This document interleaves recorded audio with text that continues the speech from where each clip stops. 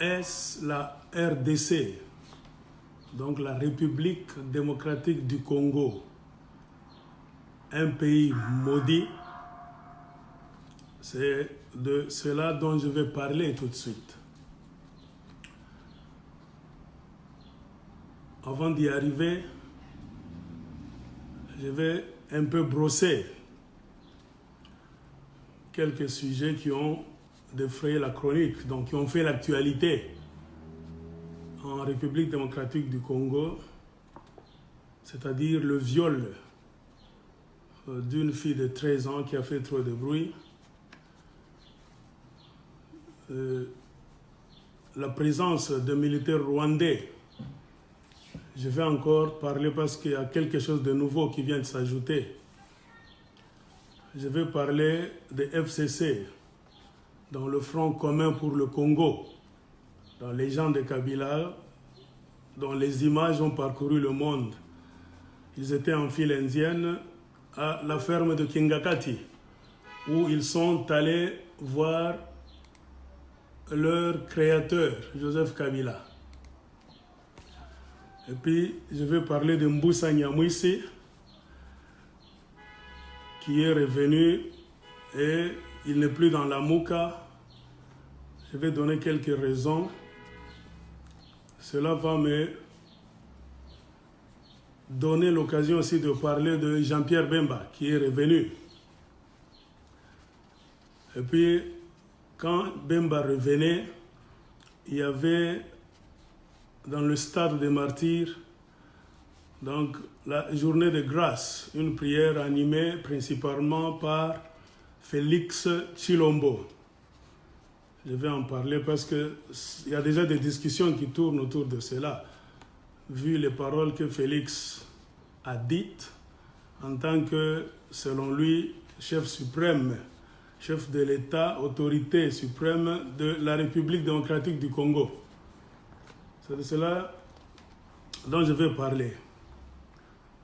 Comme je l'ai dit, mon titre, c'est la question. Comme beaucoup de Congolais, je suis en train de me poser aussi cette question. Est-ce la République démocratique du Congo un pays maudit? Moi, c'est Marc Lushimba, libre penseur.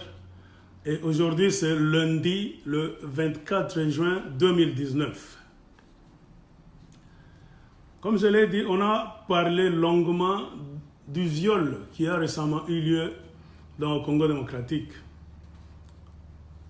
Des gens ont spéculé là-dessus. Il y a eu des photos qu'on a envoyées, des messages.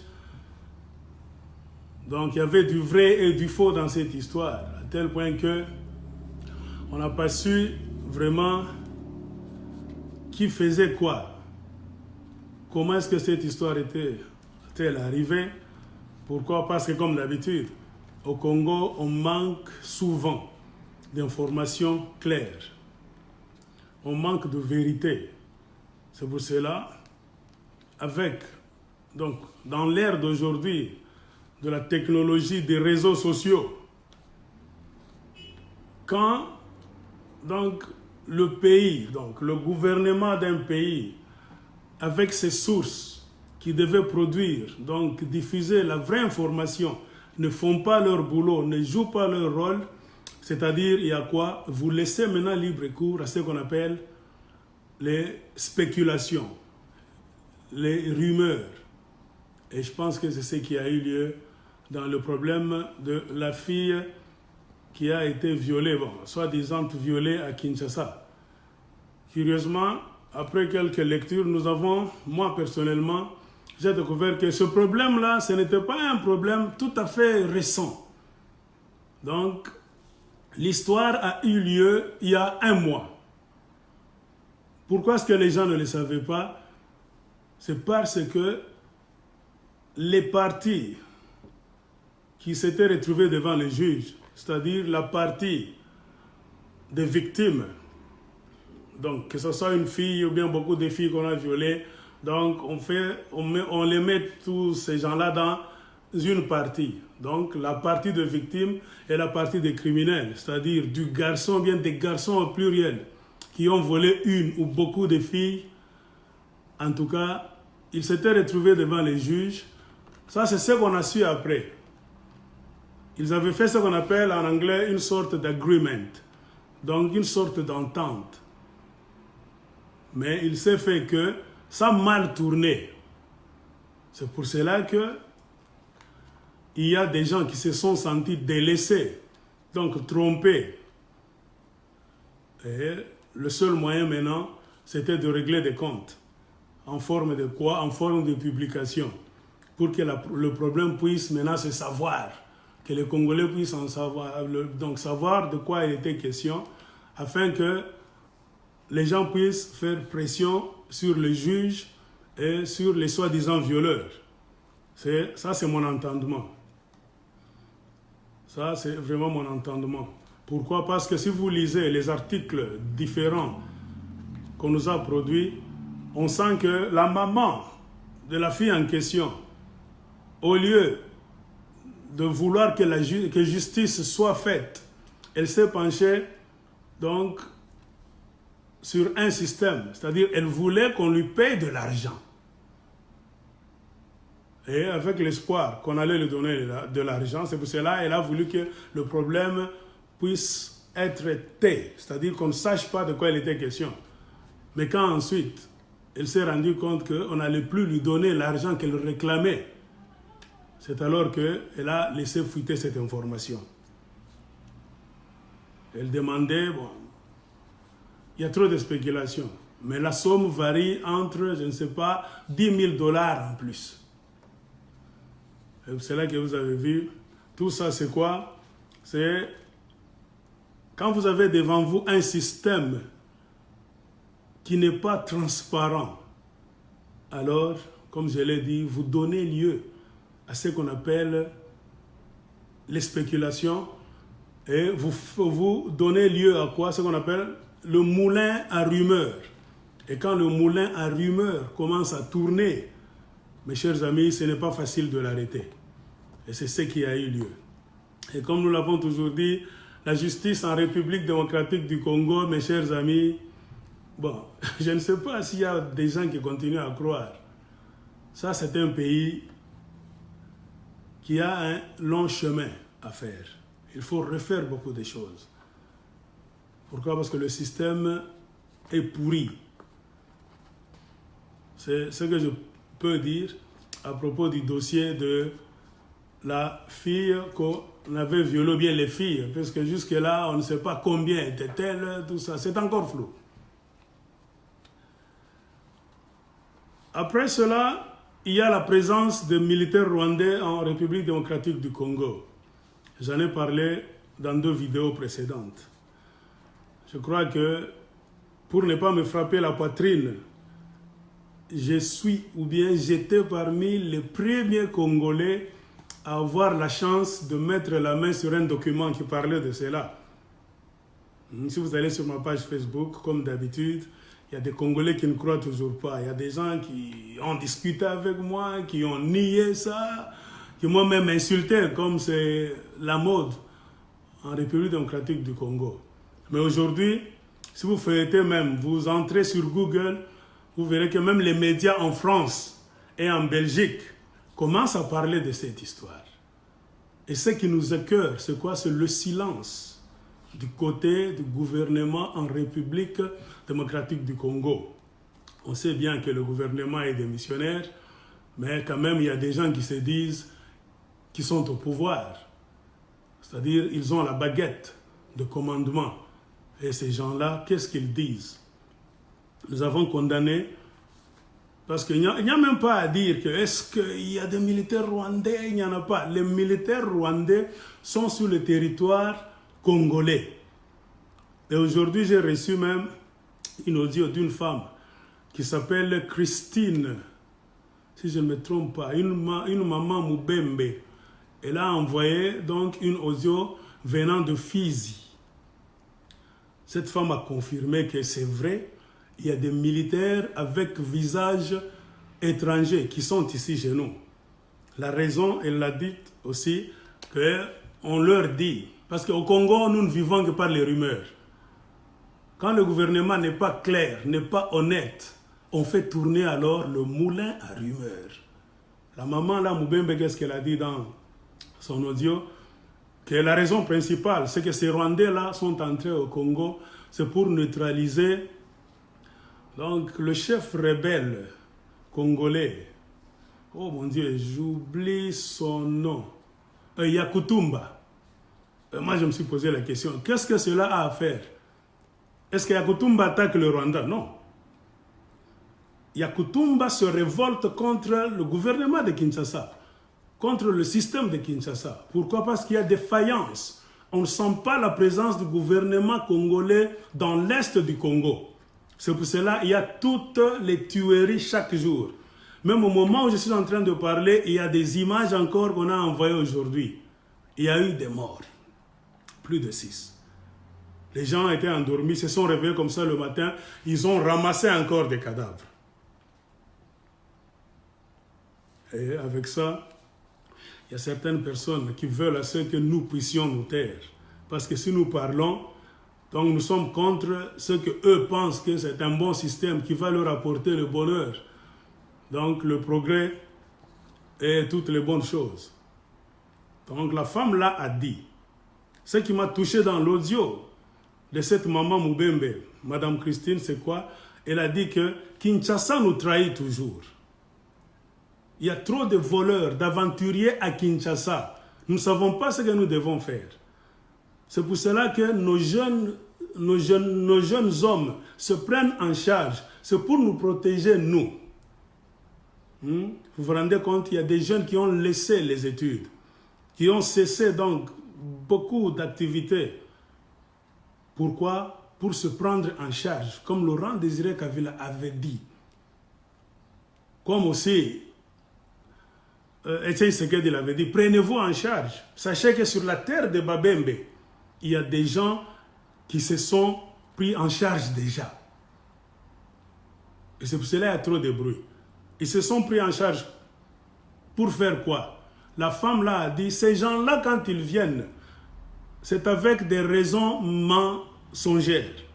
Leur mission c'est de venir faire de notre localité, notre territoire, une zone de guerre perpétuelle. Ça ne vient pas de moi, c'est la maman Christine qui avait dit. Donc, en complicité avec les gens de Kinshasa, qu'elle déteste cette femme-là congolaise, parce que ce sont des traîtres. Kinshasa est rempli de traîtres. Ils ont décidé de faire de Fizi, le territoire de Fizi, une zone de guerre infinie, perpétuelle, pour des intérêts de quoi? Parce qu'il y a de l'or de ce côté-là. Il y a beaucoup de richesses. Il faut quoi? Il faut créer une raison. Oh, il y a Yakutumba qui fait ceci. Mais si Yakutumba et les Maï existent aujourd'hui, c'est parce que le gouvernement a failli à sa mission. C'est pour cela que ces gens-là, les jeunes, se prennent en charge. Je vous dis, n'eût été les Maï, je pense qu'on n'allait plus commencer à parler de cette partie de terre là-bas, le territoire de Fizi, comme appartenant à la République démocratique du Congo. Ça allait déjà être une province du Rwanda. Pourquoi? Les jeunes se sont battus. Ils continuent à se battre. Et beaucoup sont tués avec la complicité des aventuriers que vous avez à Kinshasa. Des soi-disant gouvernement, gouverneur, président, tous les titres que vous pouvez leur donner. Et la femme a ajouté ce que j'avais dit dans une de mes 2 vidéos récentes. Elle dit, il y a encore ce qu'on appelle un business. Ces gens-là, quand ils viennent, ils ont pour mission de nous violer. Ça ne manque jamais. Ils nous violent en série et on a remarqué, après le viol, nous sommes atteintes de sida. Je vous l'avais dit, Congolais. Si vous niez, allez sur ma page Facebook, sur le mur. Donc, les Anglais disent scroll, roulez les images, les vidéos. Vous allez voir une des vidéos qui date, je ne sais pas, de 2 semaines et demie. J'avais parlé que la mission de ces gens-là, pourquoi violent-ils nos femmes? Ce n'est pas par plaisir sexuel tout simplement. J'ai dit qu'ils le font, c'est pour transmettre des maladies. Et selon le rapport de l'OMS, j'avais dit ça. Le Rwanda, c'est un tout petit pays là où le taux de VIH, SIDA, HIV, AIDS en anglais, est très élevé. Alors, ils ont compris que c'est aussi une bonne façon qu'il faut utiliser pour entrer sur le territoire congolais afin de donc, continuer la guerre. C'est l'une des méthodes que ces gens-là utilisent pour faire la guerre. Alors, cela va nous donner encore une idée. Ça va nous amener à nous poser des questions. Est-ce que ça fait combien d'années qu'il y a le trouble dans la partie est de la République démocratique du Congo? Si nous voulons compter très bien, c'est maintenant plus de 20 ans qu'il y a la guerre dans cette partie de la République démocratique du Congo. Est-ce que vous allez nous dire que pendant 20 ans, donc, l'Ouganda et le Rwanda ont échoué donc de démonter, de chasser donc ceux qu'ils considèrent comme les rebelles, les agresseurs qui se cachent sur le territoire congolais afin d'aller donc déstabiliser leur pouvoir? Non. Ça c'est faux. Ce sont des prétextes. Pourquoi je dis ça? D'abord, je voudrais préciser que les Maï-Maï se défendent, c'est pour défendre aussi le territoire congolais, pour défendre la terre de leurs ancêtres. Et comprenez pourquoi, ce qui m'a toujours étonné, c'est que dans un pays normal, vous pouvez suivre l'exemple de beaucoup de pays dans le monde, il y a parfois l'armée régulière. Et en dehors de l'armée régulière, je peux parler du Soudan, de l'Iran, même du Mali. Il y a ce qu'on appelle les groupes d'autodéfense populaire, qui ne font pas partie de l'armée. Mais vous n'entendrez jamais en Iran, au Mali même. Prenez l'exemple le plus proche, au Burkina Faso. Il y a aussi des groupes d'autodéfense. Et ce sont ces groupes-là qui ont aidé à faire chasser Blaise Compaoré. Donc dans les pays dont je viens de mentionner, vous ne verrez jamais que l'armée de ces pays-là combat les groupes d'autodéfense populaire. Soit disant que ce sont des groupes, je ne sais pas, ils appellent même des groupes négatifs. Non, ce n'est qu'au Congo. Pourquoi est-ce que le gouvernement congolais le fait? C'est parce que le gouvernement congolais reçoit donc des directives des étrangers. C'est un gouvernement qui est sous la coupe des étrangers.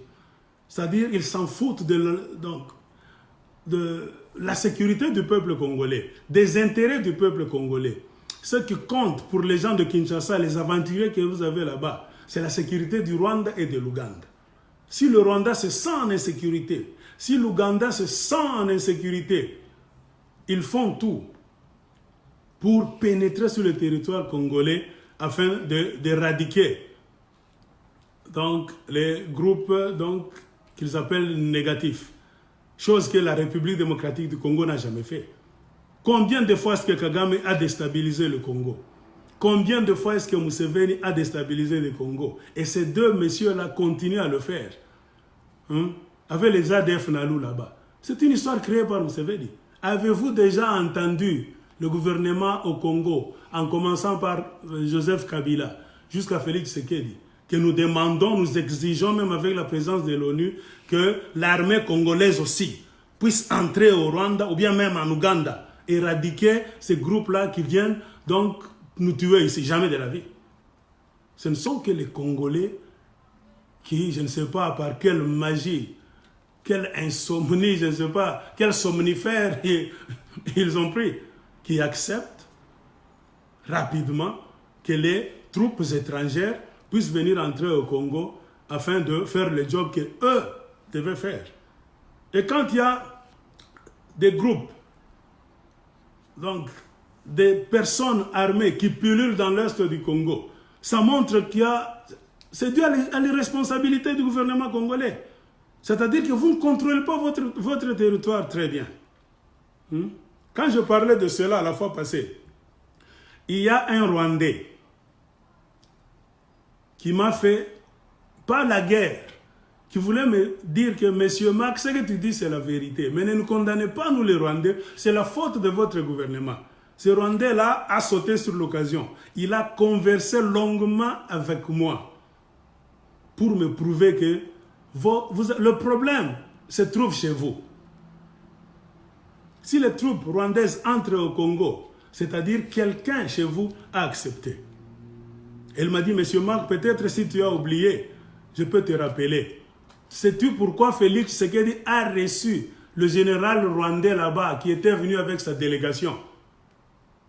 C'est à partir de ce moment-là que le projet, le plan de faire entrer les Rwandais au Congo a commencé. Monsieur Marc, si tu ne le sais pas, peut-être tu as oublié. Effectivement, j'ai fait des recherches. J'essaie un peu de reculer dans le passé proche, lointain. J'ai vu, le monsieur avait raison. C'est-à-dire, ce sont ces gens-là qui sont venus au Congo pendant les élections en Katimini, qui ont soutenu Félix Tshisekedi. Ça fait partie du deal.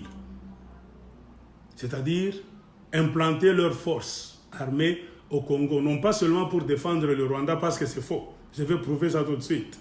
C'est pour violer les femmes congolaises, c'est pour s'accaparer des richesses, voler et les transférer au Rwanda. J'ai posé la question, y a-t-il encore des rebelles rwandais, même Hutus, selon donc, la diction de Kagame, sur le territoire congolais?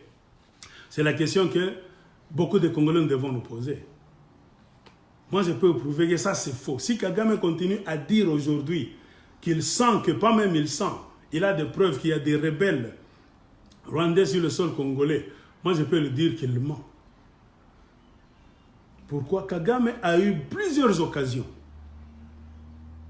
de s'introduire sur le territoire congolais, tout juste après le génocide du Rwanda. Et la toute première fois que l'armée rwandaise, l'armée de Kagame, le FPR, a eu l'occasion d'entrer au Congo, c'était au temps où Laurent Désiré Kabila était vivant.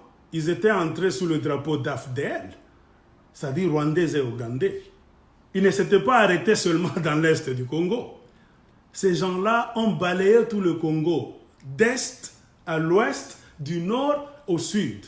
Ils ont fait partie Mobutu. Ils ont contrôlé tous les territoires congolais convenablement. Et tous les Congolais les ont vus.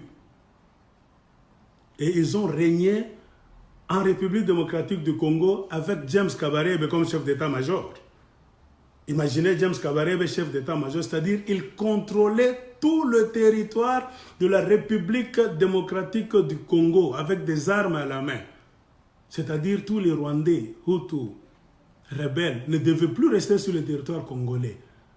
Parce que James Kabarebe a duré dans ses fonctions pendant une année avant que le Rwanda et Kabila, Laurent, puissent devenir des ennemis. Donc, vous allez nous dire que pendant une année, quand James Kabarebe était commandant, je ne sais pas, chef d'état-major de l'armée congolaise, donc il ne contrôlait pas ce qui se passait dans les montagnes, dans les plaines, les vallées. Non, il avait tous les territoires du Congo dans ses mains. Et quand ils sont devenus ennemis avec Laurent Désiré Kabila, ils ont encore attaqué le Congo. Vous connaissez l'histoire de beaucoup de groupes rebelles que le Rwanda et l'Ouganda ont créés. Donc il y a trop de noms qu'on peut vous donner. Et le nom, l'un des groupes les plus célèbres, c'est le M23. Ils ont même pris l'est du Congo. La rébellion avait tellement foncé jusqu'à prendre même la moitié de la République démocratique du Congo. Et Laurent Désiré Kabila avait eu le réflexe, avant toute chose, de faire à ce que le Congo, la République démocratique du Congo, fasse partie de SADC. Parce que Kabila, Laurent, sentait ça. N'eût été cette astuce, je pense que l'Ouganda et le Rwanda, avec le support de l'arsenal venu des États-Unis, allaient déjà balayer tout le Congo. Ils allaient prendre le Congo officiellement. Alors vous n'allez pas nous dire que pendant toute cette longue période de conflits, de guerres, là où le Rwanda et l'Ouganda ont presque pris la moitié du Congo, donc les rebelles rwandais étaient toujours dans l'Est en train de les attendre pour que Kagame et Museveni viennent les tuer. Ça, c'est faux. Si vous entrez dans les rapports de l'ONU, on vous dit que les Hutus rwandais ont parcouru des kilomètres, plus de 2000 kilomètres à pied, de l'Est à l'Ouest du Congo. Les autres ont fait même le Nord, les autres même le Sud, pour sortir par la Zambie. Les autres sont allés en République centrafricaine, au Gabon, pour finir en Côte d'Ivoire. Je connais des cas. Pourquoi? Parce que Kagame, les gens de Kagame les chassaient. Ils faisaient la chasse à l'homme pendant une année. Et quand vous venez aujourd'hui avec la chanson que on sent que le FDLR existe dans l'Est du Congo, moi je vous dis ça c'est faux. C'est une fabrication, comme M. Kagame a toujours eu l'astuce de le faire. Il peut lancer des gens là-bas en leur collant une fausse étiquette que ce sont des FDLR. Pourquoi? Parce que le souci de ces gens-là, c'est-à-dire Kagame et Museveni, c'est de ne pas abandonner le Congo. C'est-à-dire sortir du Congo. Ils sont habitués. Comme Laurent Désiré Kabila avait dit, ils sont venus, ils ont goûté au miel. Ils ont déjà assis un projet, pas à court terme, à long terme, avec les richesses du Congo. C'est-à-dire ce que Kagame est en train de construire chez lui. Il a déjà un plan. Quand on vous dit Rwanda 2020, Rwanda 2030, le Rwanda sera comme ci, comme ça. Ne pensez pas que Kagame dit cela, il va le faire avec son argent. Non, le Rwanda est un pays pauvre. Ne pensez pas qu'il y aura des donateurs qui peuvent rester là-bas pour donner seulement l'argent aux Rwandais. Ils n'ont pas de problème chez eux. Non, ils ont des problèmes. C'est-à-dire que Kagame a décidé avec les mafias. C'est pourquoi nous disons que ce qui se passe au Congo, c'est la mafia. Les multinationales qui vont l'aider en sécurisant le Rwanda. Parce que le Rwanda est sécurisé par le Pentagone, par l'Africom, le commandement des Américains. Ils ont toute la technologie de pointe pour sécuriser le Rwanda. Des lunettes infrarouges, des armes de pointe, le Rwanda en a. Et c'est ça même qui a créé quoi? Le conflit. Je ne peux pas entrer dans les détails, mais savez-vous qu'il y a un conflit entre le Rwanda et l'Ouganda? Pourquoi? Parce que la plupart des QG qui étaient en Ouganda, avant que Kagame ne soit président, les Américains ont déplacé cela, ont déplacé beaucoup de leurs QG, de l'Ouganda vers le Rwanda. C'est-à-dire que Museveni se sent un peu délaissé petit à petit. Lui qui fut le père, le créateur, lui, il a fabriqué Kagame. C'est pour cela qu'il y a même ce conflit là-bas.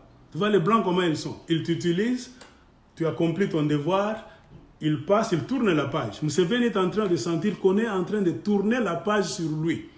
C'est pour cela, si vous suivez les informations, vous allez voir qu'il y a maintenant des conflits entre le Rwanda et l'Ouganda. Ils sont en train de s'entrejeter la balle. Oh, Museveni envoie des rebelles, des espions au Rwanda. Kagame aussi dit, hey, c'est toi Museveni. Donc, c'est comme ça.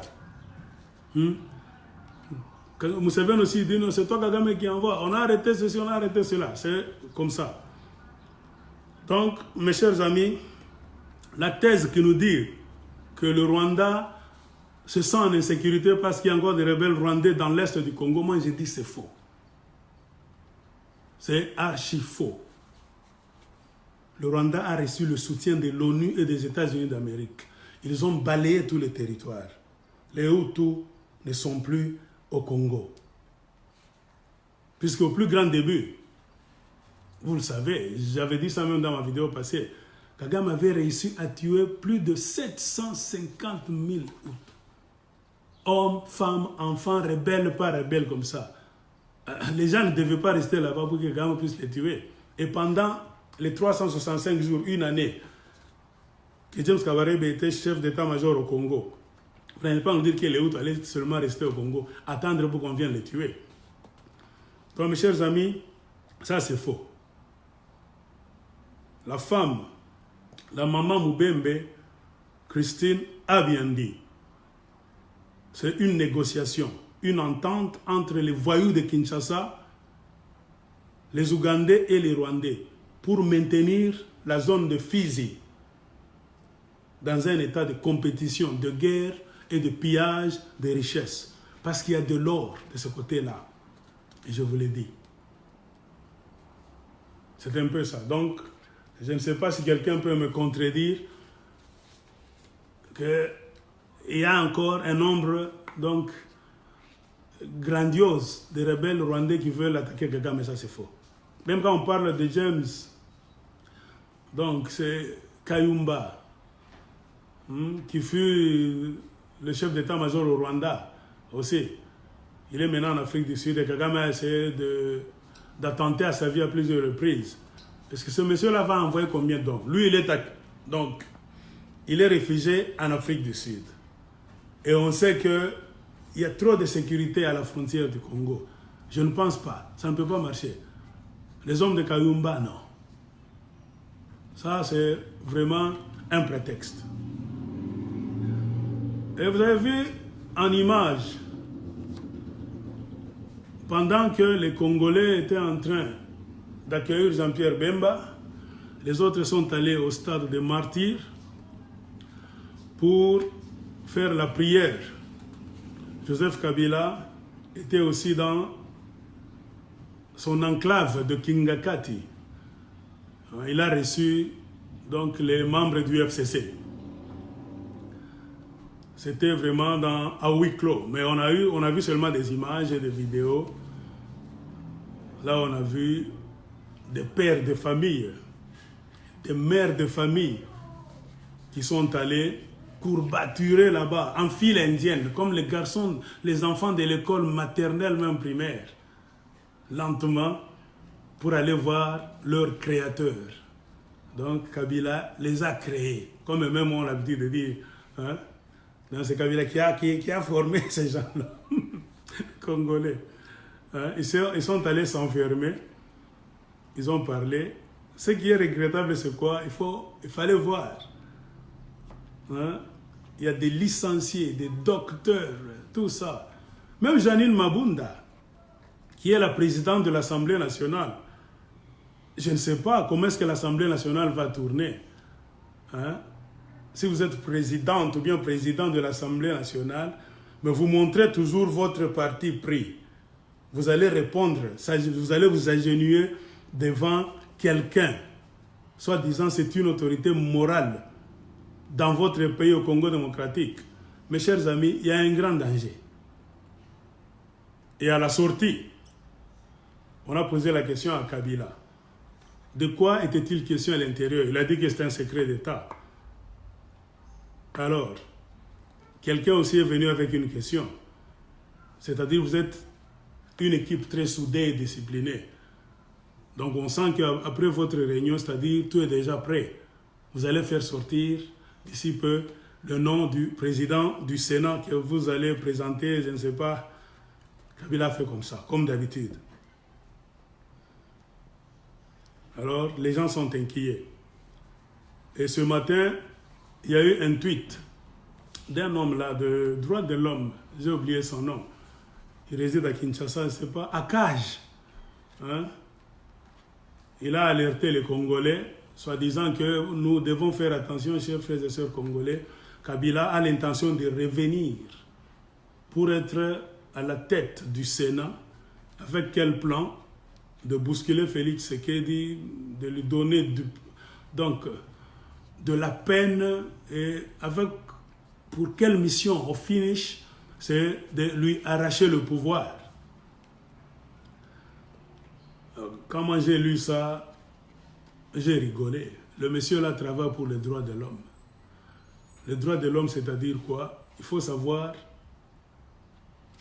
regarder le problème, analyser le problème, savoir là où se trouve ce qui est droit. Le droit de l'homme, c'est donc aller dans la droiture, là où se trouve la vérité et là où se trouve le mensonge. Et à partir de cela, un homme de droit de l'homme, c'est celui qui supporte ce qui est vrai, la vérité. Moi aussi, j'ai joué à un moment donné dans le club des gens des droits de l'homme. Et parfois, quand je parle, je ne veux pas trop me vanter. Parfois, je fais des vidéos en tant que commentateur. Mais je le fais souvent avec un esprit d'homme des droits de l'homme. J'ai reçu une bonne formation. J'ai pratiqué les droits de l'homme sur terrain contre même la vie, si pas de beaucoup, la vie de tout le monde.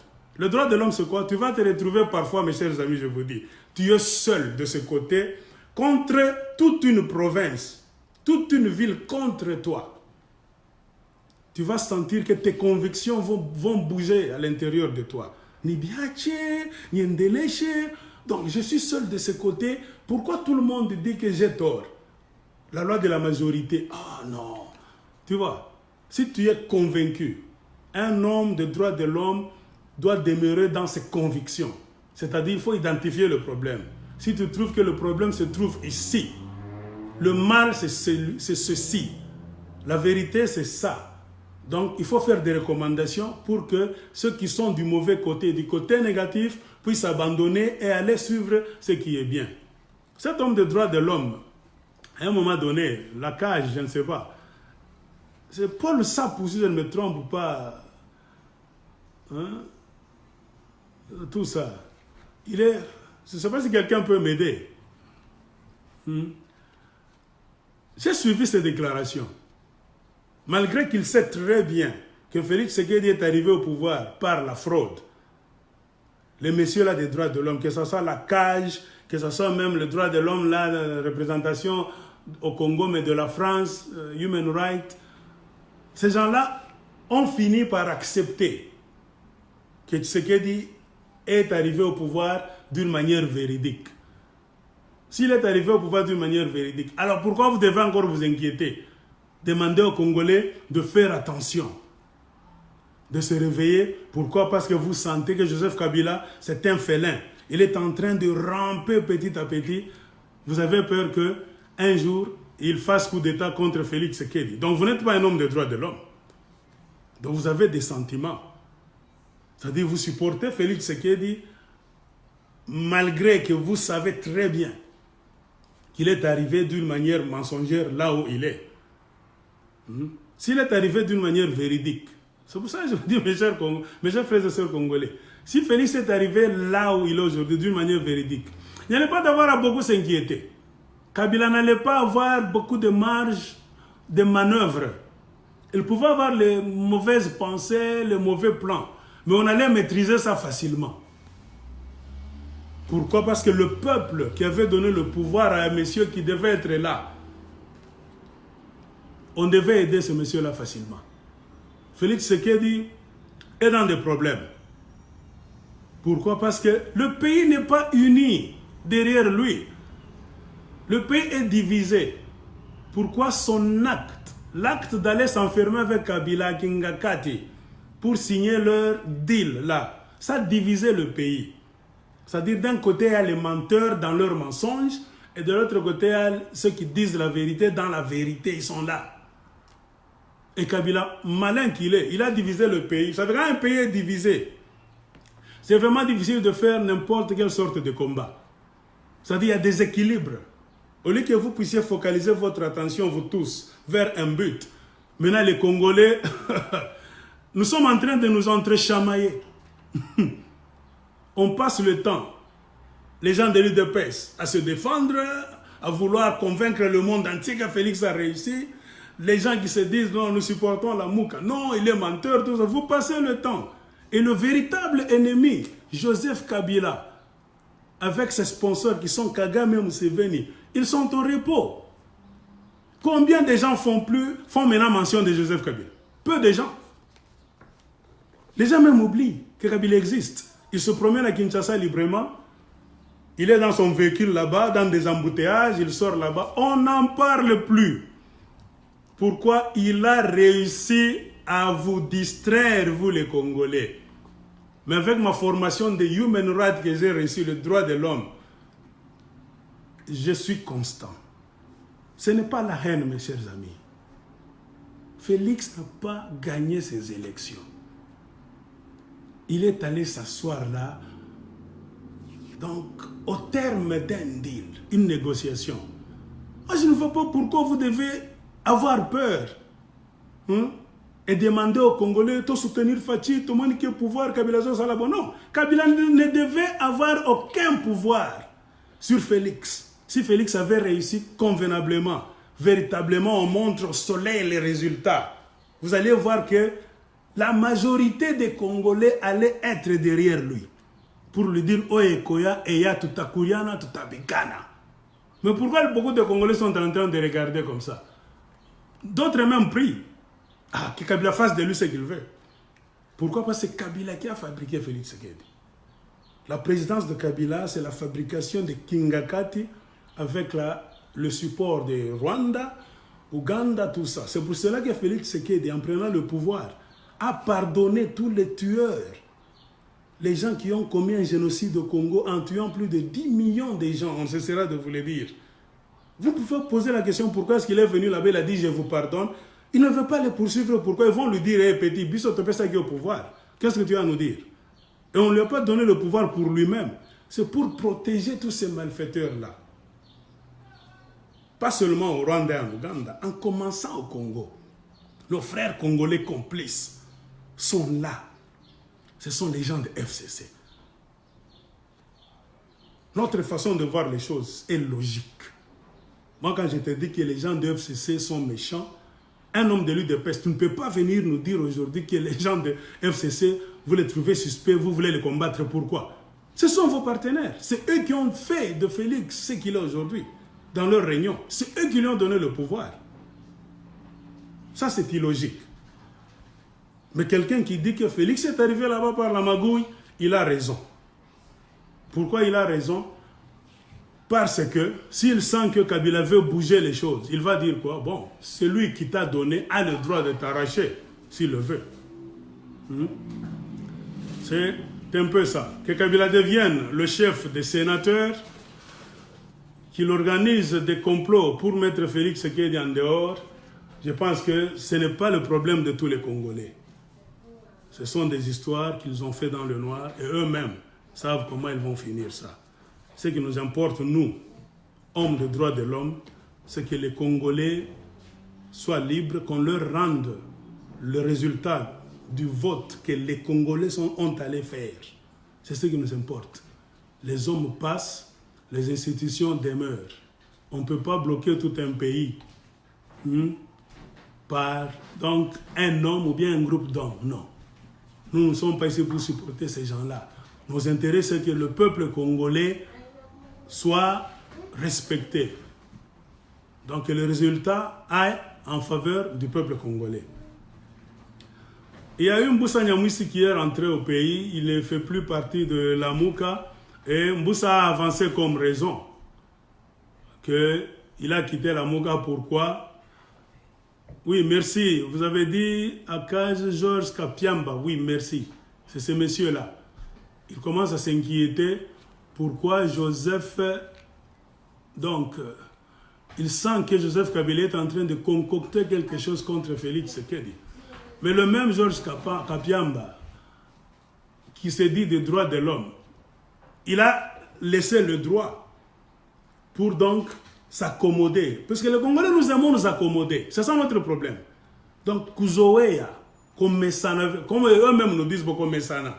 C'est-à-dire, même si tu as la vérité en toi, tu veux te battre pour cette vérité. Il y a des gens qui te disent, oh, comme Messana. C'est-à-dire qu'on s'accommode, qu'on s'habitue au mensonge. Et c'est ça le système au Congo. L'UDPS est en train de faire campagne partout, des vidéos partout, pour que les Congolais puissent accepter cette imbécilité, ce mensonge-là comme ça. Et un homme de droits de l'homme ne devait pas rester comme ça. Donc s'accommoder avec Félix Tshisekedi, il devait dénoncer, lui dire même, abandonne ce pouvoir-là. Si tu as accepté que Félix Tshisekedi est là par le chemin de la vérité, alors tu dois avoir peur. Pourquoi? Parce que celui qui lui a donné le pouvoir, c'est Kabila. Donc s'il reprend son pouvoir, dit, où est le problème? Hein? Alors, il y a Mboussa Nyamwisi qui est revenu au pays, dont il a quitté la Mouka, avançant pour raison que, selon lui, il ne veut plus donc faire partie de la Mouka. Pourquoi? Parce qu'il veut combattre Ebola et travailler pour qu'il y ait sécurité dans l'est du pays.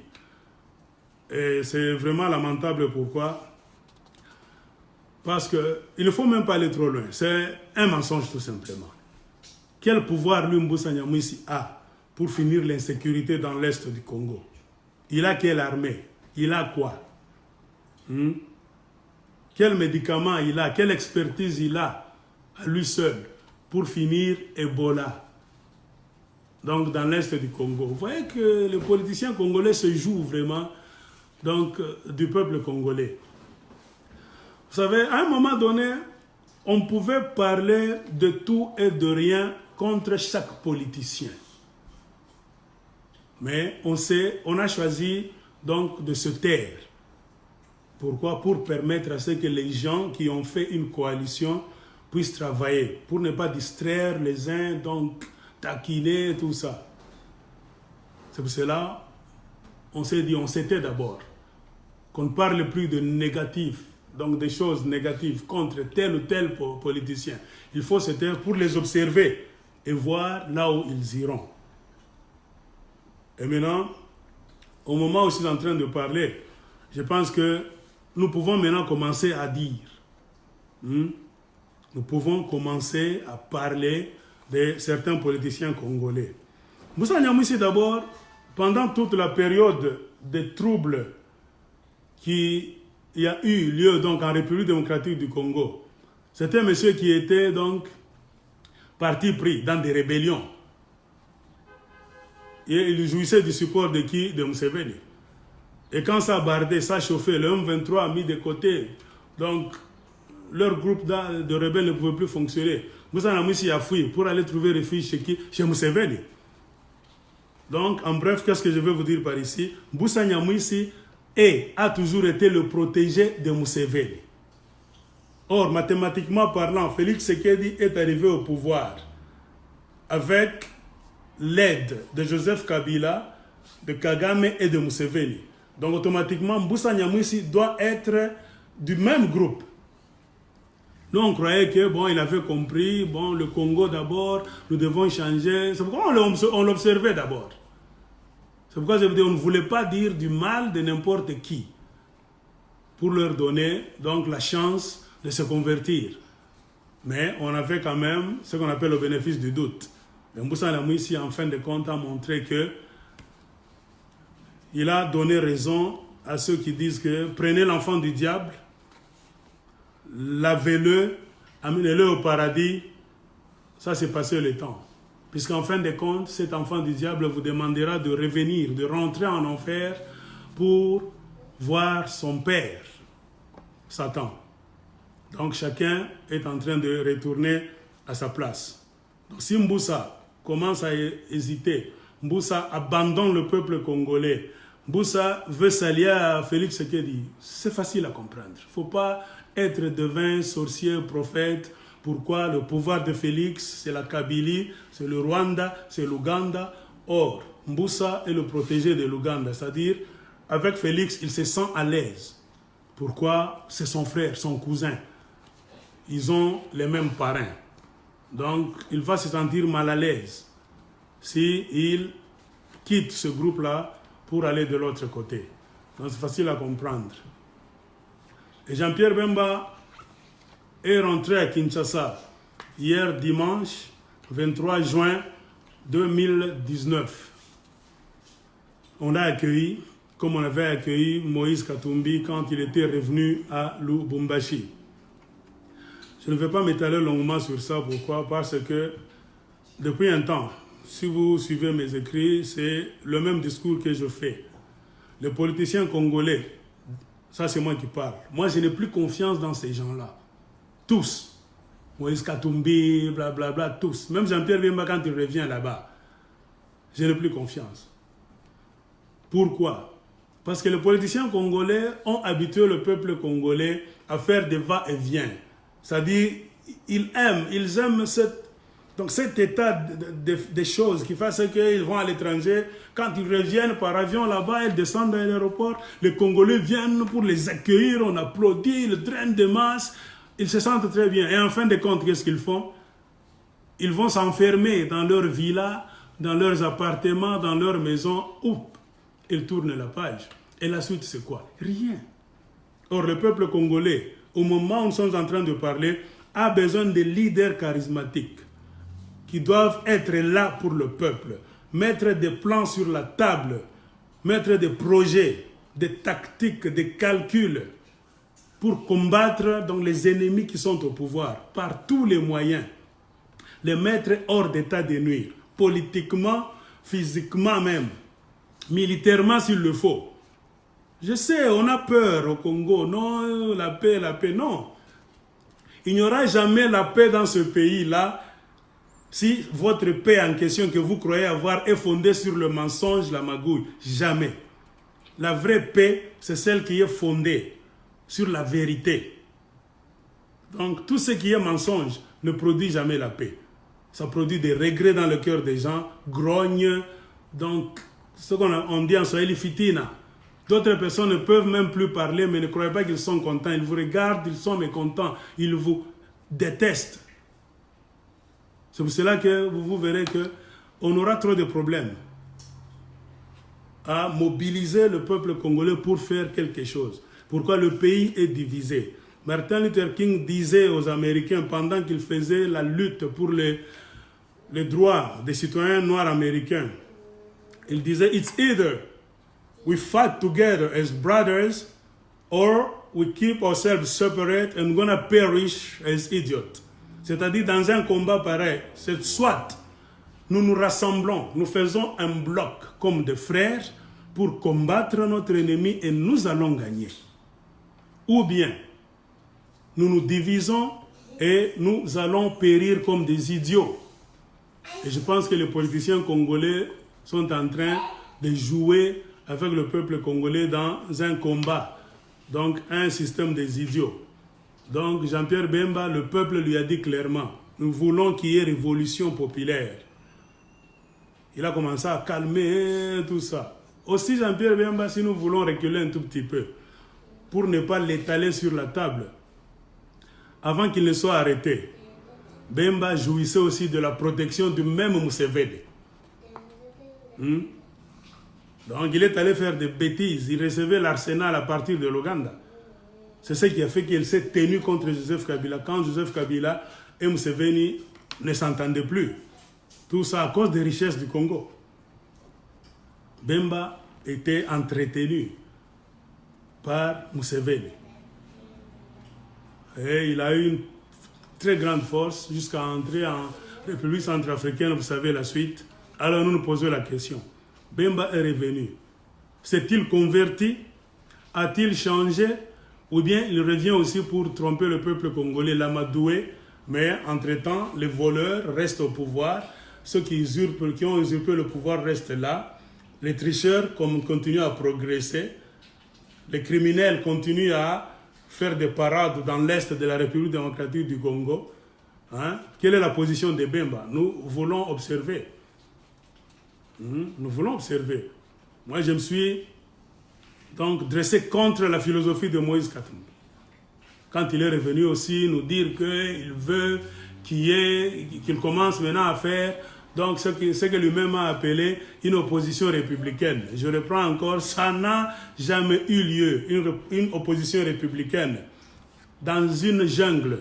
Au Congo, il n'y a ni loi ni foi. Ça ne tiendra jamais. Dans la jungle, il faut y aller avec une arme à la main. Dans la jungle, il faut y aller avec l'esprit de se défendre, non pas de dormir. Dans un pays là où il y a la loi, là où tout va bien, c'est là où on peut faire une opposition républicaine. Donc Moïse Katumbi est venu avec une philosophie qui ne tient pas. Je lui ai même donné des conseils. S'il sent qu'il est fatigué, il n'a qu'à jeter l'éponge pour aller faire ses affaires.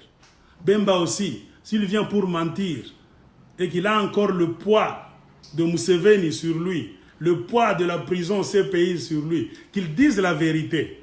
Pourquoi est-ce que les Congolais, vous n'avez pas le courage de démissionner? Dire ouvertement, tourner la page, ne comptez plus sur moi. Au lieu de faire tourner le peuple congolais en rond comme des bébés, ils vont vous accueillir à l'aéroport, ils chantent pour vous et ensuite vous allez vous enfermer. Mais entre-temps, les forces du mal continuent à prospérer au Congo démocratique. Et ceci nous amène vers le dossier de Félix Tshisekedi, qui a rassemblé des gens dans le stade des martyrs au cours d'une journée d'action de grâce. Et il a dit qu'il a enlevé la malédiction de la République démocratique du Congo il a dit ceci, il a dit cela, donc en tant que président, donc le pouvoir, il a senti selon lui qu'il a le pouvoir. Il a exercé ce pouvoir-là pour donc éradiquer toutes sortes de malédictions qu'on a déjà jetées sur le Congo. Et c'est ça même le titre de ma vidéo, mes chers amis. En vérité, regardons-nous droit dans les yeux. Est-ce que la République démocratique du Congo est un pays maudit? J'ai discuté avec certaines personnes et nous sommes tous parvenus à la conclusion que c'est faux. Le Congo n'est pas maudit. Hein? Quand Dieu maudit quelque chose, quand Dieu maudit un pays, lisez même dans les livres sacrés du monde, vous verrez les phénomènes qui se font. Si vous lisez même le Coran, demandez même aux musulmans, demandez aux juifs qui lisent le Talmud, demandez aux Chinois avec le Tao de Ching, demandez, il y a beaucoup de livres sacrés, les Adi Grant, Bhagavad Gita, hein, Valmiki Ramanaya, les Upanishads, consultez d'autres livres, allez par-ci par-là, ce que les autres croient dans leurs croyances là-bas. Il y a le Shariat qui s'augmente, consultez, vous allez voir que souvent, quand Dieu maudit un pays, quelque chose, vous allez voir les effets sur la chose en question. Quand Jésus, dans la Bible, avait maudit un figuier, pour ne vous donner que ce petit exemple-là, vous avez vu la suite. Le figuier s'était séché, desséché, et ça cessait de produire. C'est devenu stérile. C'est-à-dire, quand Dieu te maudit, toi, être humain, on va voir sur ton corps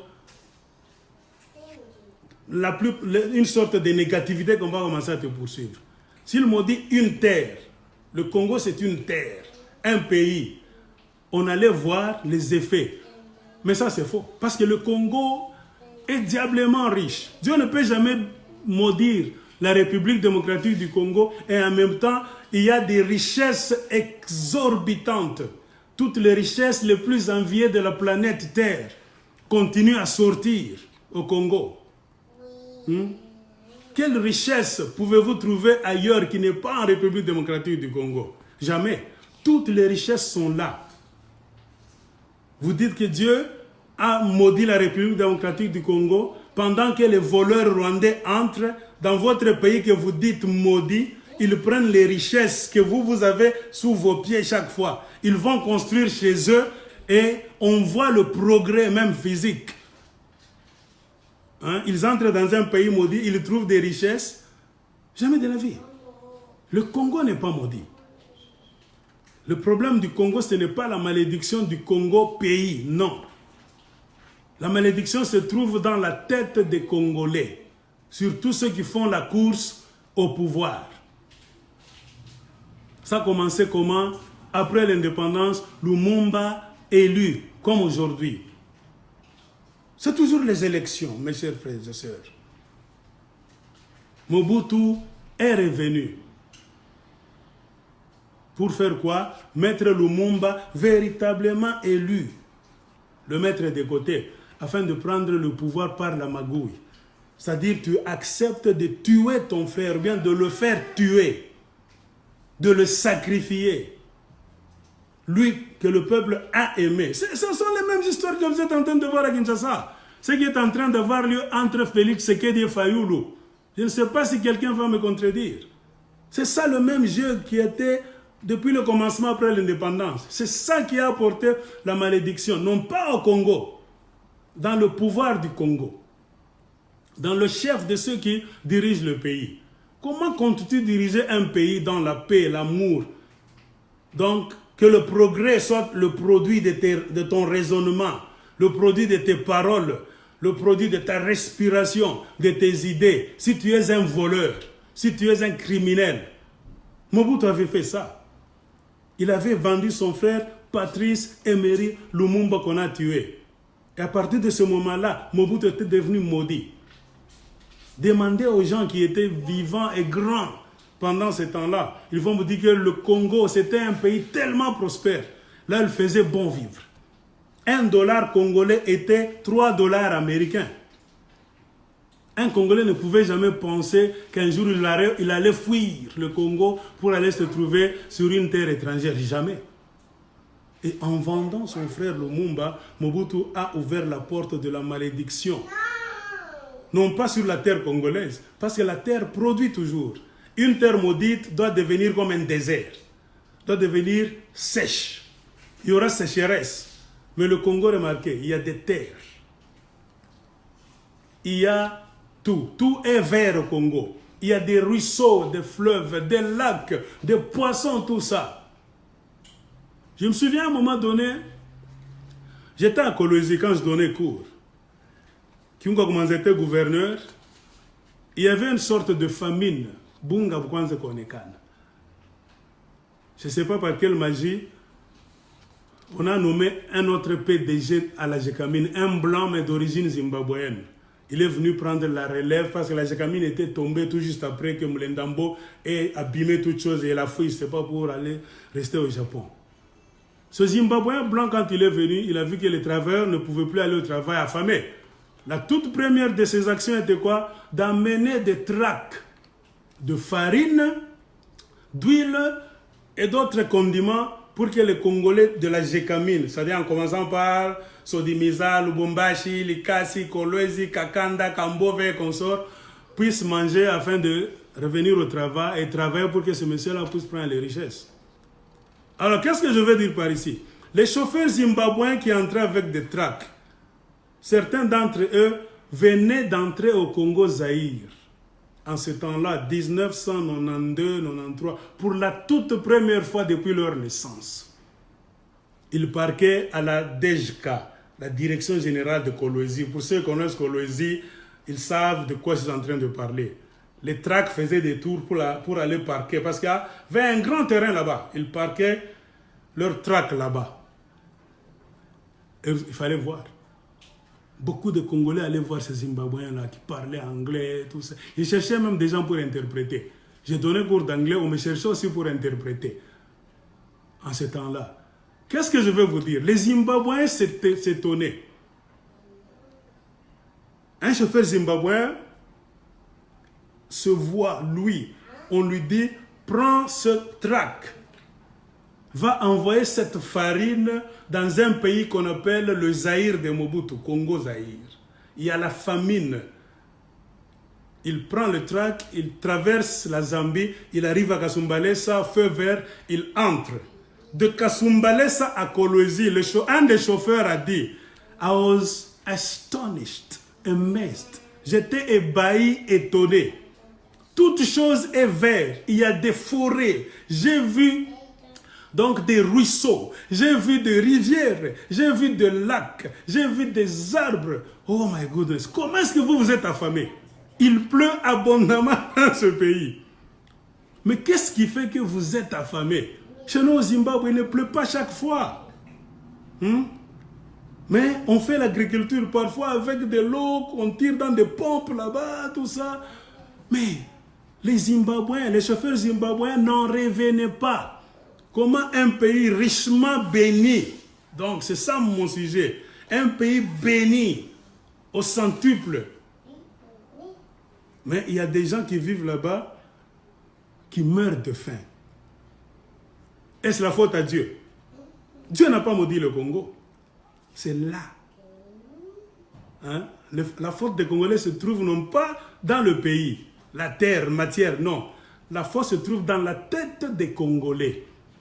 C'est là où se trouve le grand problème.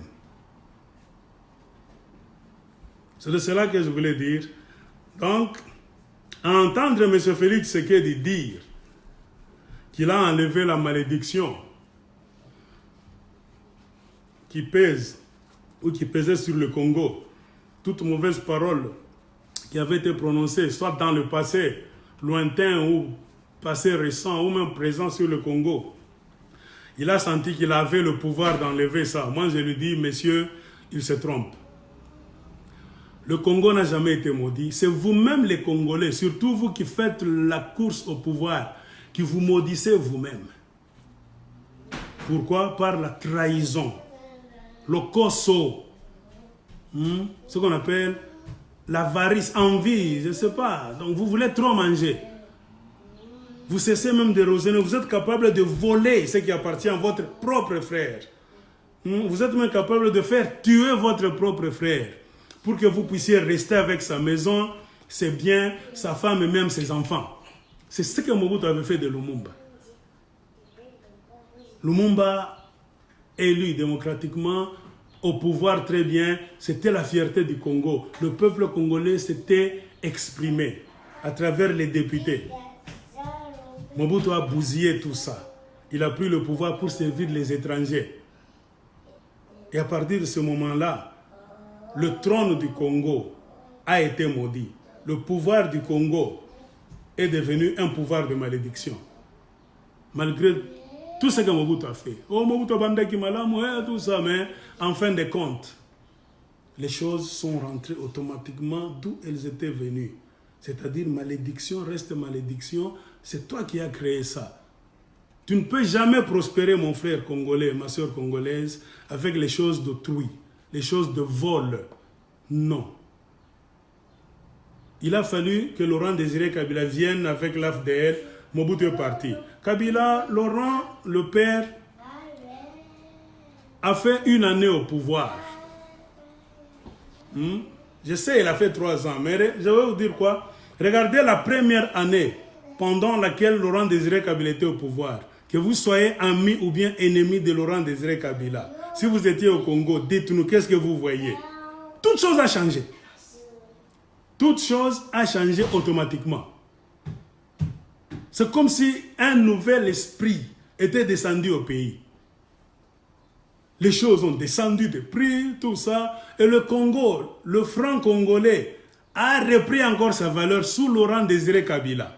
Un franc congolais de Laurent Désiré Kabila revenait à 3 $ américains. Les gens vous mangeaient, ils jetaient même les ndagas. Ils n'aimaient pas ça, ils disaient, ah, je ne peux pas manger ça. Non, ça c'est pour les pauvres. On sentait un changement positif. On n'avait rien forcé. C'est spirituel, mes frères et sœurs. Pourquoi? Parce qu'il y a changement. Kabila est venu faire partir Mobutu qui représentait la traîtrise, le mal. Et quand Joseph Kabila a contribué de près ou de loin à la mort de Laurent Désiré Kabila, pour qu'il s'intronise aussi là-bas, pour qu'on le mette au pouvoir, donc le même système de malédiction a repris. Toute la fondation que Laurent Désiré Kabila avait mise s'est écroulée. Parce que Kabila, quand il est venu, il n'a pas trahi Mobutu. Mobutu était là comme dictateur. Mobutu était là, c'est par la magouille. Il fallait qu'on le fasse partir. Par la force aussi. Il a pris le pouvoir par la force, c'est la loi de la nature. Il fallait qu'il parte aussi par la force. Donc là, on ne peut pas condamner quelqu'un qu'il y a péché, il y a quoi? Non. C'est pour cela, vous voyez qu'il y avait eu une période de grâce. Ce que vous dites, action de grâce, Félix était en train de dire. Il y avait une action de grâce au Congo. Une période de grâce. Les 3 années, c'était les 3 années de grâce. Et les traîtres sont venus encore venant de l'extérieur. Entrant par l'esprit des Congolais encore, on a tué Laurent Désiré Kabila. Et la malédiction et la tricherie, tout ce qui est négatif a repris. C'est pour cela que vous voyez que Joseph Kabila a essayé de toutes les manières. Comment allait-il réussir des choses que tu as prises d'une manière mensongère, d'une manière de mafia, la magouille, avec le sang des Congolais, le sang même de Kabila, Laurent, qui est entre tes mains, dans tes mains. Et tu te mets au pouvoir, c'est-à-dire tout ce que tu vas toucher, tes actions, tes plans, idées, tout est négatif. C'est la loi de la nature. Il ne faut pas être sorcier pour le savoir. Ainsi, Kabila est allé de chute en chute. Joseph Kabila, d'échec en échec, de négativité en négativité, jusqu'à ce qu'il n'a même pas voulu laisser le pouvoir. Pourquoi? Parce qu'il a tellement volé, il a tellement tué, il a tellement fait tuer les Congolais. Il a fallu maintenant que Dieu ouvre encore une autre fenêtre. Dieu le miséricordieux. Pour donner encore une autre période de grâce au peuple congolais. C'est-à-dire, j'ai entendu votre pleur, vos pleurs. Malgré que Satan est en train de vous combattre, mais je vais faire de toutes les manières que même si ça ne sera pas une élection parfaite, mais quand même, je sais, je connais votre douleur. Allez aux élections parce que vous devez participer au changement de votre pays. Le peuple congolais s'est exprimé, 62%, malgré que les démons, les diables étaient là en train de combattre le peuple congolais de toutes les manières, pendant beaucoup d'années. Le résultat s'est sorti là-bas. Qui est allé encore faire retourner le peuple congolais vers, donc, ce qu'on appelle la malédiction? Félix Tshisekedi. Le même Félix Tshisekedi qui était là, on l'a appelé, tu as échoué avec 15%. Le dauphin de Kabila, Ramazan Shadari, 15%. C'est-à-dire le peuple congolais a parlé. Ce que les Blancs disent, the Congolese people have spoken. Il fallait laisser la volonté du peuple congolais. C'est la volonté de Dieu. Dieu ne peut rien construire sans votre concours. Dieu le fait à travers les hommes. C'est pourquoi il sauve des nations dans l'histoire. Non pas en descendant automatiquement comme ça. Il envoie des prophètes. Il envoie des guerriers. Donc Dieu parle à travers les êtres humains. Dieu a parlé à travers les Congolais. Changez votre pays, je vais vous soutenir. Et voici un Congolais encore qui a accepté donc de remettre la même, donc cet esprit-là de malédiction de la classe politique congolaise, pas du pays, parce que le pays produit encore et les étrangers prennent encore. Alors vous comprenez, Félix Tshisekedi a remis le pays dans le trou de la malédiction encore. Et on a vu hier, le 23 juin, dimanche 2019, le même Félix Tshisekedi allait au stade, s'arrogeant l'autorité, qu'il a l'autorité venant de qui? De quel Dieu? Le Dieu du mensonge? D'abord, quand il avait prêté serment, c'est pour cela que je dis que les Congolais, vous avez une mémoire courte. Qu'est-ce que Félix Tshisekedi avait dit? Merti, metra. Hein? Le mertiras là, est-ce que c'est le Dieu de la Bible? Mertiras, c'est le Dieu de la Bible? Tout ce que nous disons, même si vous ne voulez pas nous suivre par haine, c'est vous qui avez la haine, je vous rappelle. Savez-vous ce que Félix Tshisekedi était en train de dire pendant sa prestation de serment pour que l'Esprit de Dieu le fouette ce jour-là? Il avait été fouetté par l'Esprit de Dieu. Il disait que lui, en tant que président de la République démocratique du Congo, il prend tout le peuple congolais. Il engage tout le peuple congolais qu'il va représenter. C'est en ce moment-là que sa bouche a bloqué. C'est en ce moment-là qu'un fouet là, spirituel l'a frappé. C'était un signe de mener Tekel. C'est à partir de ce jour-là que son pouvoir était maudit par le Dieu du ciel. Ça n'a jamais eu lieu dans l'histoire de l'intronisation ou bien de la prestation de serment de n'importe quel président ou roi sur la planète Terre depuis que Dieu a créé ce monde. Allez fouiller dans les livres d'histoire du monde entier. Mais ça a eu lieu au Congo. Un signe. Dieu vous a bien montré que ce pouvoir ne vient pas de moi. Vous avez regardé, vous avez vu. Et l'homme a dit bien mertiras. Je ne sais pas si mertiras c'est Jésus-Christ. Vous les chrétiens du Congo, les aventuriers, dites-le nous aujourd'hui. Et le monsieur de mertiras vous a rassemblé hier dans le stade des martyrs, là où des Congolais étaient pendus avec la participation de son père. Et vous êtes là, vous êtes allés là-bas chanter. Il s'est arrogé le pouvoir. Quel pouvoir? C'est ce que vous êtes en train de faire là-bas qui a donné. C'est vous, en idiot, en naïf, vous êtes allé donner le pouvoir à son Dieu là. C'est pour cela qu'on dit, il ne faut qu'aimer le peuple. Il faut beau chasser mon peuple. Tout dépendra de vous, de votre force mentale, spirituelle, vous Congolais. Le pays n'a pas de problème, le pays est béni. Pourquoi? Parce que le pays est en train de nourrir d'autres nations. L'Amérique est devenue trop riche en technologie de cellulaire, tout ça, avec vos richesses. Les bénédictions qui étaient vôtres sont utilisés par les Américains, les Rwandais, les Ougandais, le Canada, partout. Ce sont vos bénédictions. Et chaque fois qu'on veut vous voler vos bénédictions, on le fait à travers l'un de vos frères. Et vous voir encore aller derrière ce traître-là. Acceptez que ce qu'il vous a donné hier comme message, pendant ce qu'il a nommé lui-même une journée de grâce, qui est en vérité une journée de dédicace à son Dieu Mertiras. Une journée de honte. On a vu des gens chanter, danser là-bas, tournoyer là-bas. La masse ne résonne pas. Il y a même une fille qui m'a écrit quelque part sur WhatsApp. Oh frère Marc, j'étais au stade hier. Hein. Pourquoi toi tu continues à discuter? Il y avait l'onction. Le Saint-Esprit a descendu là-bas. Il fallait voir le mouvement au stade. Vous savez ce que j'ai répondu à cette fille là-bas? Tu dis quoi? Le Saint-Esprit est descendu au stade, mais tu es malade toi. Par contre, c'est ce que nous nous appelons, non pas le Saint-Esprit. Ce que vous avez vu hier, c'est l'effet du Saint-Escroc. Les Congolais, je vous l'ai dit, je reprends. Ce qui a eu lieu hier au stade des martyrs, ce n'est pas l'effet du Saint-Esprit. C'est l'effet du Saint-Escroc. Car il y a Saint-Esprit qui vient de Dieu et Saint-Escroc qui vient de Satan pour vous mentir encore. Losako, Georges Mpassi. Alors, pour arranger ce problème, vous allez nous dire, tu parles beaucoup, mais au proposé, idée nini, pour toi avancer. Mes chers amis, il ne faut pas aller par 1000 chemins. Un voleur ne peut jamais conduire un pays à bon port.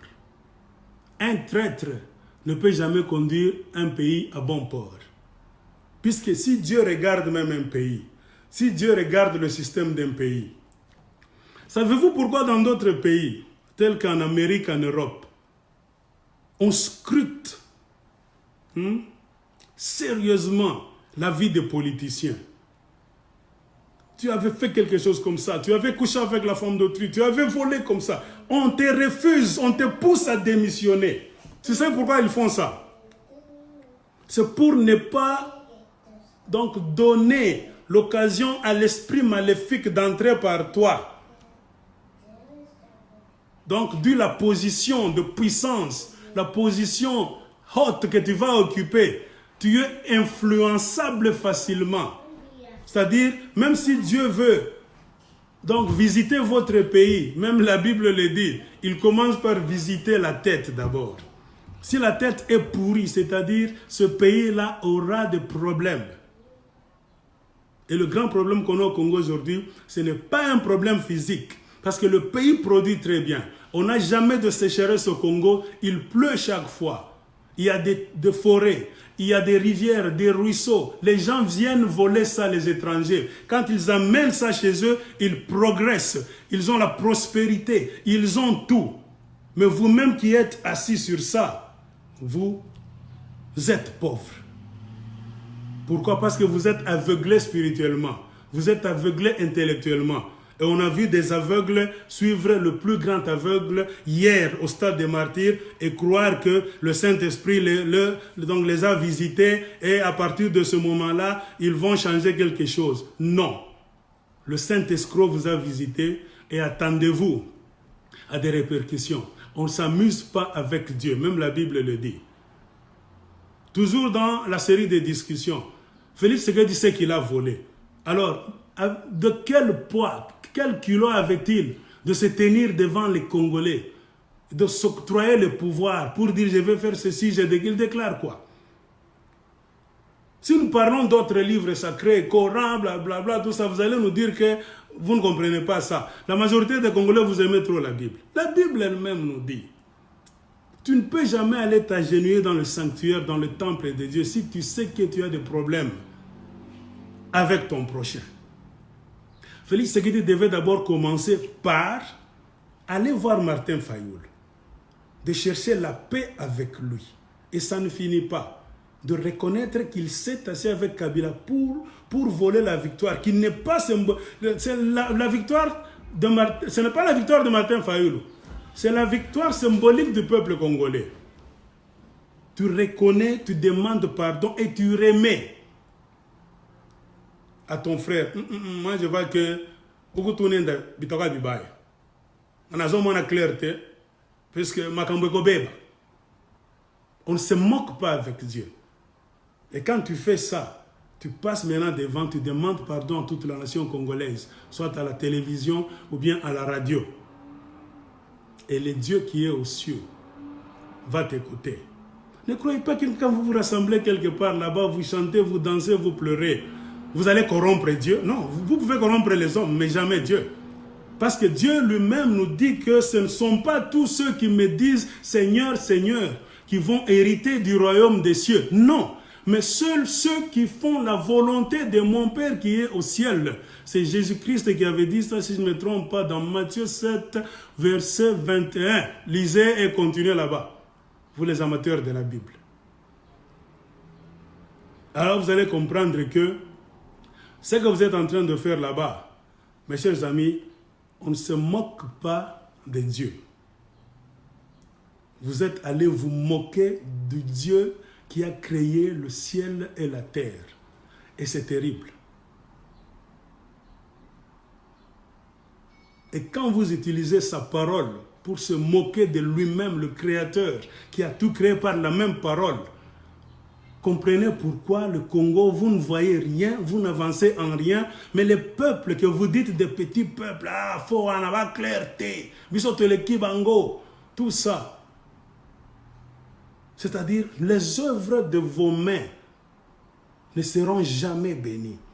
Parce que vous avez toléré un voleur à la tête de votre pays, un menteur à la tête de votre pays. C'est pour cela que quand nous faisons des vidéos, nous vous disons, faites un effort, chers frères et sœurs congolais. C'est un problème national.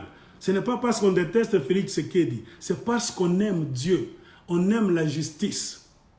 Que ces messieurs-là dégagent et le Congo va se lancer sur le chemin de la vraie vérité, de la vraie paix. Vous verrez le progrès. Mes chers amis, vous n'allez même pas travailler beaucoup, puisque même Dieu dit dans la Bible, un homme ne connaît pas tout. Mais si tu demeures dans la vérité, tu vas faire un petit acte comme ça. Dieu bénit l'action et tu vas voir les choses iront comme sur des roulettes. Les ennemis vont fuir eux-mêmes parce que votre pays sera dans la lumière des yeux. Or, les ennemis, les sorciers sont les gens qui vivent dans les ténèbres. Quand ils vont voir, ils vont sentir la lumière des yeux. Donc, briller sur votre pays, eux-mêmes vont plier bagage. Vous allez voir les militaires prier même les armes. Ah, ton achoka, invitation ishaka. Obi tumbesi la kate, ah, toko bundali susute. C'est comme ça. Donc, il ne faut pas s'amuser avec Dieu. Tout ce que vous êtes en train de faire au stade, je vous le dis, il faut revoir ce que vous êtes en train de faire, chers frères et sœurs congolais. La prière d'un voleur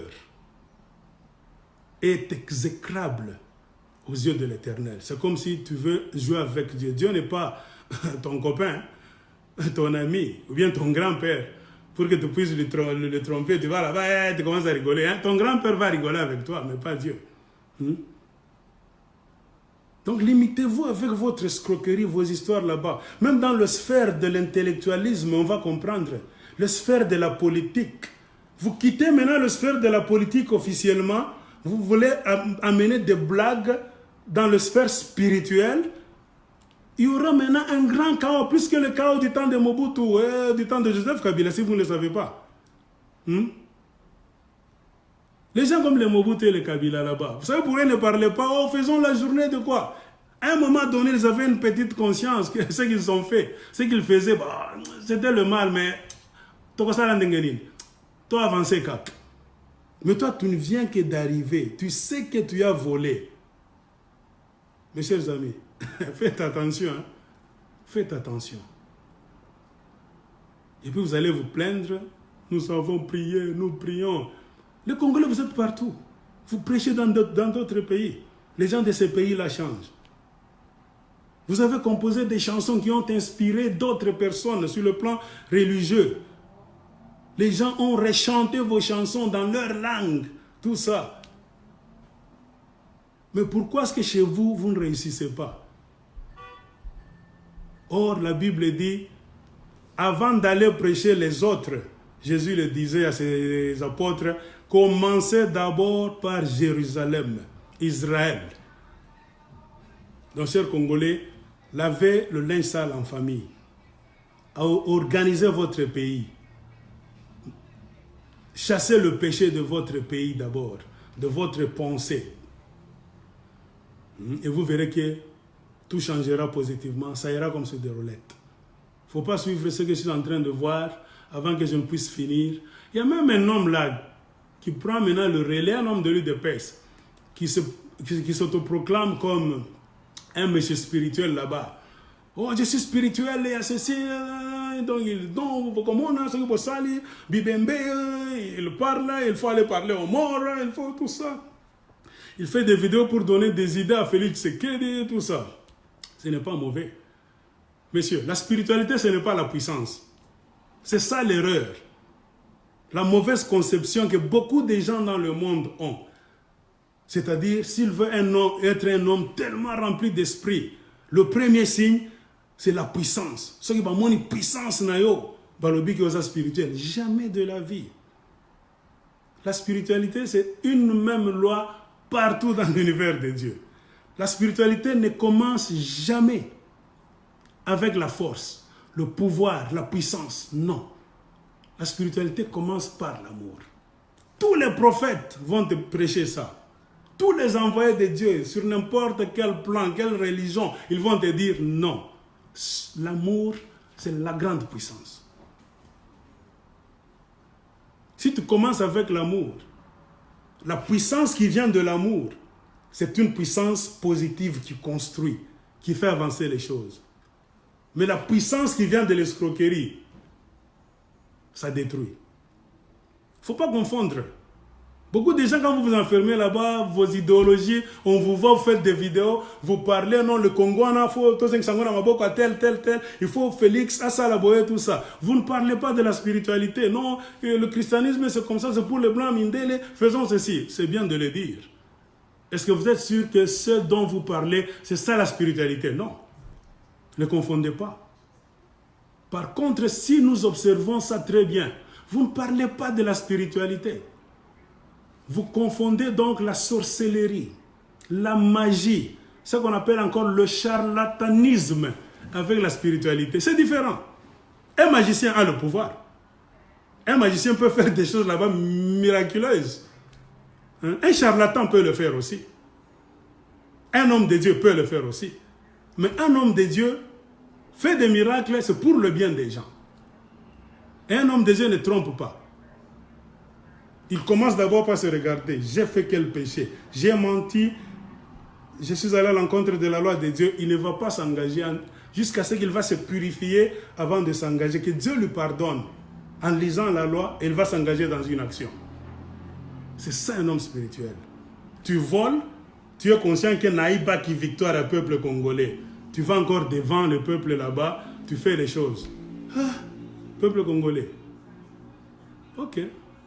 Ou bien vous choisissez de rester dans le monde des ténèbres, ou bien vous choisissez d'entrer dans le monde des lumières, le monde de Dieu. La plus grande responsabilité est sur vous, vous-même le peuple congolais. Je reprends, la RD Congo n'a jamais été maudite. Le pays là, le Congo, ce n'est pas un pays maudit. Un pays maudit ne produit pas toutes les richesses de la planète Terre que le monde entier envie. C'est un signe que ce sont les bénédictions de Dieu qui sont au Congo. Pourquoi est-ce que les Congolais, nous ne jouissons pas de ces bénédictions là-bas? C'est parce que nous avons un esprit de mensonge, un esprit de malhonnêteté, un esprit de vol, d'escroquerie partout. Même dans la science, même dans la religion, vous entrez avec l'escroquerie. Si nous changeons, Dieu va nous bénir. C'est ce que j'avais à vous dire aujourd'hui, chers frères et sœurs congolais, amis du Congo. Je vous remercie, je vous aime vous tous. Comme d'habitude, ne jamais trahir la République démocratique du Congo. Bye.